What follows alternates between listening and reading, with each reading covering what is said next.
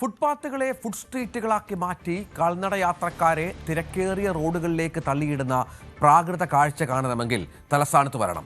നഗരത്തിൽ പലയിടത്തും നടപ്പാതകൾ കാൽനട യാത്രക്കാർക്ക് അന്യമായി കഴിഞ്ഞു. ഹോട്ടലുകളുടെ മാതൃകയിലുള്ള സ്ട്രീറ്റ് ഫുഡ് ഹബ്ബുകൾ നടപ്പാതകൾ കീഴടക്കുന്ന കാഴ്ചകളാണ് മിക്ക സ്ഥലങ്ങളിലും. എല്ലാ നിയമലംഘനങ്ങൾക്കും വിളക്കുപിടിച്ച് പോലീസും ഭരണക്കാരും. News 18 campaign.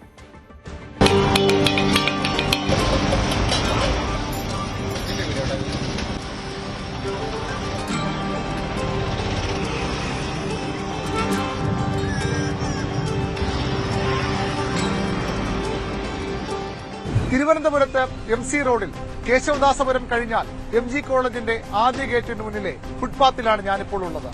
ഈ ഫുട്പാത്ത് മുന്നോട്ട് പോകുന്തോറും ഫുഡ് സ്ട്രീറ്റായി മാറും. തലസ്ഥാനത്തെ ഏറ്റവും പ്രധാനപ്പെട്ട ഫുഡ് സ്ട്രീറ്റ്. ഒരു തട്ടുകടയിൽ നിന്ന് തുടക്കം, പിന്നെ വളരെ വേഗം ഫുഡ് സ്ട്രീറ്റായി ഇവിടം മാറി. വഴിയോര കടകളാണെങ്കിലും ഹോട്ടലുകളെ പോലെ കസേരയും മേശയും ഇട്ട് ഡൈനിങ് സംവിധാനം, അതും നടപ്പാതയിൽ. നടന്നു പോകേണ്ടവർ തിരക്ക് പിടിച്ച റോഡിലൂടെ ഇറങ്ങി നടക്കണം. ജീവൻ തിരിച്ചു കിട്ടിയാൽ ഭാഗ്യം. വൈകുന്നേരമായാൽ ഗതാഗതക്കുരുക്ക് രൂക്ഷം. നടപ്പാതയിലെ കടകൾക്ക് പുറമെ റോഡിൽ ഒരു വരിയിൽ ഭക്ഷണം കഴിക്കാനെത്തുന്നവരുടെ വാഹനങ്ങളുടെ പാർക്കിംഗ്. അതുകൂടിയാകുമ്പോൾ തിരക്ക് പൂർണ്ണം. നടപ്പാത കയ്യേറി പ്രവർത്തിക്കുന്ന കടകൾക്ക് കാവലൊരുക്കാനെന്ന പോലെ ഇടയ്ക്കിടയ്ക്ക് പോലീസും എത്തും.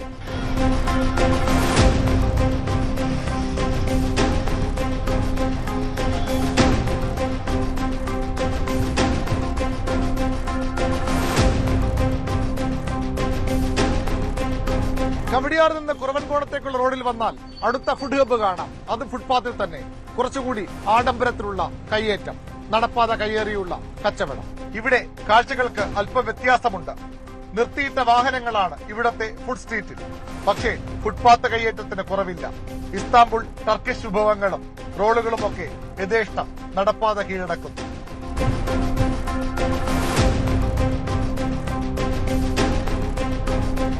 വെള്ളയമ്പലത്തും വഴുതക്കാട്ടും ബേക്കറി ജംഗ്ഷനിലും യൂണിവേഴ്സിറ്റി കോളേജിന് മുന്നിലും സർവകലാശാല ആസ്ഥാനത്തിന് സമീപവുമൊക്കെ കാഴ്ചകൾ സമാനം.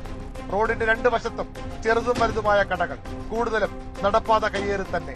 നടപ്പാത വിട്ട് റോഡിലേക്ക് ഇറക്കിയുള്ള കടകളുമുണ്ട്.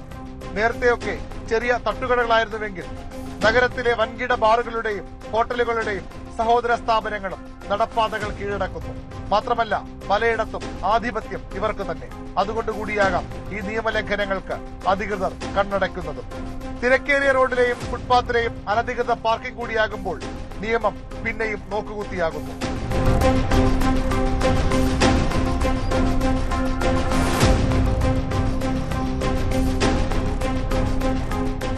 നടപ്പാതയും റോഡുമൊക്കെ വൻകിട ഹോട്ടൽ ഗ്രൂപ്പുകൾക്ക് വേണ്ടി തീരെഴുതി കൊടുത്തത് കാണണമെങ്കിൽ പാളയത്ത് തന്നെ വരണം. ഒരു പ്രദേശം മുഴുവൻ വർഷങ്ങളോളം അനധികൃത പാർക്കിംഗ് കേന്ദ്രമാക്കി. പിന്നെ സർക്കാർ ചെലവിൽ തന്നെ ഒരു ഫുഡ് സ്ട്രീറ്റ് പണിതു. അവിടെയും കാൽനട യാത്രക്കാർ പാതയ്ക്ക് പുറത്തു തന്നെ. കാൽനട യാത്രക്കാരുടെ സുരക്ഷിതത്വത്തിനു വേണ്ടി മനുഷ്യാവകാശ കമ്മീഷനും കോടതികളുമൊക്കെ ഇടപെടും. സുപ്രീം കോടതി കർശന നിർദ്ദേശങ്ങൾ നൽകും. പക്ഷേ നിയമം നിർമ്മിക്കുന്നവരും അത് പാലിക്കേണ്ടവരും കണ്ണടച്ചാൽ എന്തു ഫലം? സന്തോഷ് കുമാറിനൊപ്പം VV അരുൺ, ന്യൂസ് 18 തിരുവനന്തപുരം.